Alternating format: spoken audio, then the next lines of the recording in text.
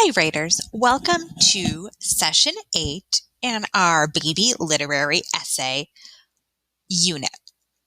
So today we're going to be talking about how writers use mentor texts to get ready to draft. And I want you to take a moment and think back to our informational writing unit. We used some great mentor texts during that unit. We used that beautiful book, Dangerous Animals by Melissa Stewart, and many times we compared our own writing to Mrs. DeNino's Connecticut Passages. So we can learn a ton from mentor text. So today we're going to be looking at some great examples of baby literary essays to help us flash draft our essay from our plans we made in our previous session. So this is what you need to know today, writers. Writers remind themselves of the qualities of powerful essays by studying mentor text. They try to add some of the qualities to their own writing as they draft. So we always want to look at those things that great writers are doing and pull it into our own writing. So let me show you an example here first. In Indian Shoes by Cynthia Lydic Smith, Ray is a thoughtful character who helps his grandpa get moccasins he wanted. Wow, right there in that introduction, I know the book, I know the author, and I know what the big bold idea is. 3 really important things that you want to include in your introduction. In the beginning, Ray notices Grandpa is homesick.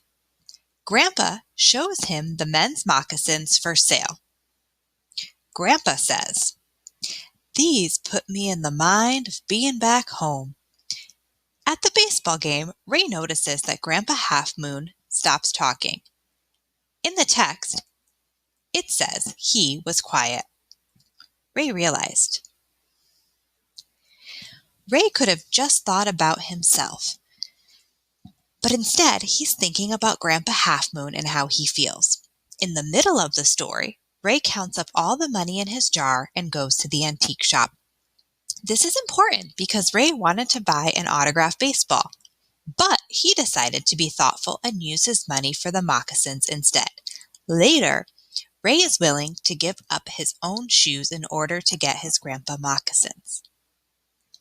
Great body paragraph. One of the things that jumps out at me right away is the transition words in the beginning, in the middle. It shows me where we're going in the story. Later. It's supported by different types of evidence. I see quotes. I see mini stories pulled out of the writing. And I love that the author takes the time to explain and let me know they're telling me why something is important right there with their sentence starters. This is important. This all shows that Ray is a thoughtful character. Ray learns that it feels good to be thoughtful and help other people. And that conclusion right there is fantastic. It again restates that big, bold idea. I also want to point out the formatting. I can clearly see where my introduction, my body, and the conclusion all fall in this baby literary essay. So you'll see in your writer's notebook on page 28, you've got a checklist to help you with your job today.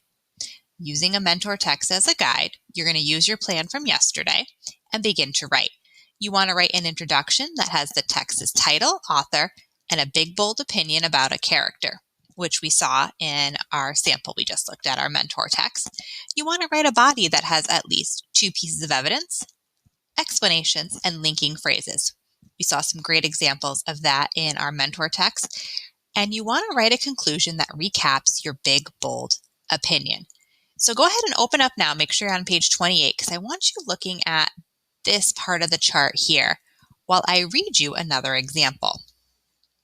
I want you to see if you can find all of the great things that this author did in this piece of mentor text. Indian Shoes by Cynthia Lydic Smith is about a young boy, Ray, who helps his grandpa Half Moon get the moccasins he wanted. Ray is a thoughtful character. In the beginning of the story, Ray is thoughtful when he notices that his grandpa is homesick. When he and his grandpa are at the antique shop, his grandpa shows him the men's moccasins for sale. Gramp says, "These put me in the mind of being back home." Then, when they go to the baseball game, Ray notices that Grandpa Half Moon stops talking. In the text it says, he was quiet, Ray realized. Ray could have just thought about himself, but instead he's thinking about Grandpa Half Moon and how he feels. Later, Ray is thoughtful when he offers to trade his shoes for the moccasins. He stops the lady who bought the moccasins and offers a trade. Ray says, "I've got some Indian shoes you could use. Beats me who made 'em, but they're for sure Indian worn." This matters because Ray is willing to give up his own shoes in order to get his grandpa moccasins. Ray might even had to go home barefoot. This all shows that Ray is a thoughtful character.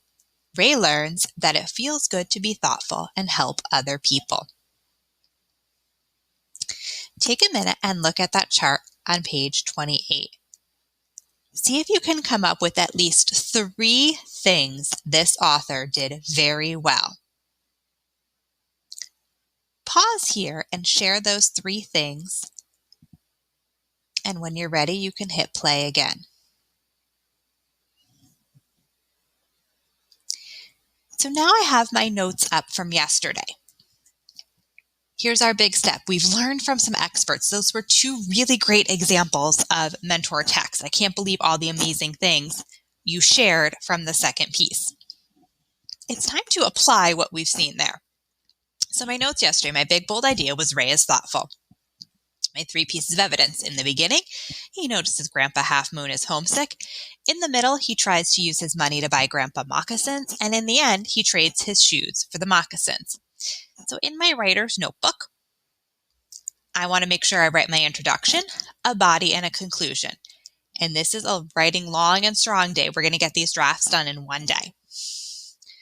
So right here, I want to make sure I introduce the book by telling the title, the author, and stating my big, bold idea, which I'm going to find in my notes from yesterday. So in the book, Indian Shoes by Cynthia Leidick Smith, Ray is thoughtful. Right here in my body, I want to make sure I get at least 2 pieces of evidence and explain why. So in the text, it says blank. How do I know he's thoughtful? What did I find in the text? This is important because, and I'm going to explain it and do the same process down here. If you need more room, you can always add on to the back. And then the conclusion. This shows that blank. You're going to go back and restate your big, bold idea right here. So as long as you have followed along today with the checklist and the guides, and you're really thinking about what those mentor authors did, you should have no trouble hitting your target. So your target again, I can learn from mentor text to create a draft of a powerful literary essay. I know I'm successful when I use my plan from yesterday, our last session. I include an introduction that has the text's title, author, and a big, bold opinion about a character. I have a body that has at least 2 pieces of evidence. I have my explanations and my linking phrases. And I have a conclusion that recaps my big, bold opinion. All right, writers, pull out those notes from yesterday and off you go.